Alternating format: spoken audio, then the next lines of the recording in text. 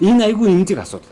Хууль, ёс зүй, ёс суртахуун бидний асуудыг тэр болгон зохицуулж чаддаг асуудал биш л байхгүй. Хууль.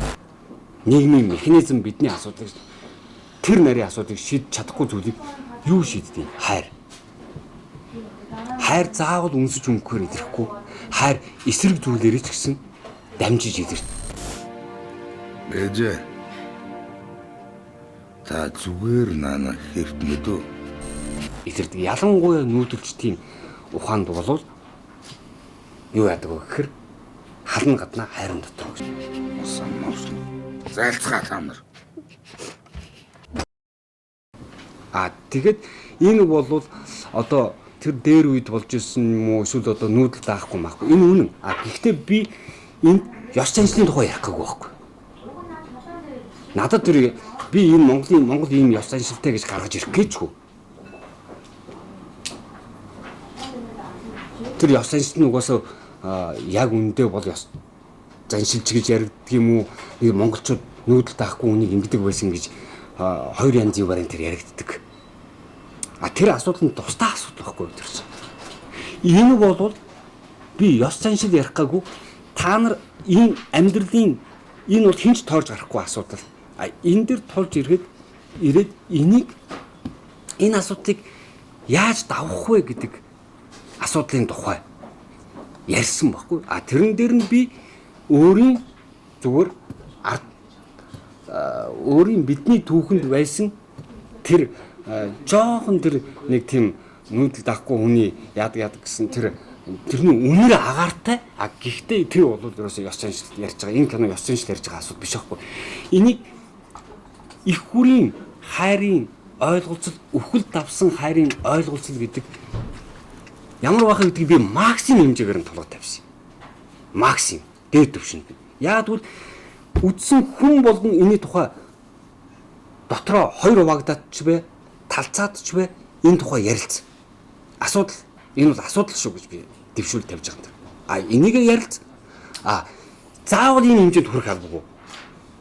Ийм дундаж хэмжээнд хүрч болно, энэний үнэрт ч хүрч болно. Гэхдээ энэ дээр бидний хүн чанар хайрын асуудал, дэвчээрийн асуудал энэ бүхэнтэй зуралдах. Энэ дээр бид нэр бүхэл бүтэн амьдрал өгсөн эхлэлээ бид нэр яах вэ? Тэр эмгэнд тоглохын тулд өөр жүжигчин анх яригдж исэн юм аа. Тэр жүжигчин ч баг өөрийгөө бэлдэж байгаа юм шиг бүр ингэж яс арьс болтлоо торж исчихсэн баг. Тэгээд тэрийг зүгээр ингэж хүн чи ингээд нас өндөр бол ингээд ирэхээр жижигрээд баг одоо эргээд үлгэнд орох гэж байгаа юм шиг ийм хэл болдог байхгүй. Тэгээд энэ бол яг болж ирсэн. Тэгсэн чинь нөгөө жүжигчин маань бурхан болчихсон.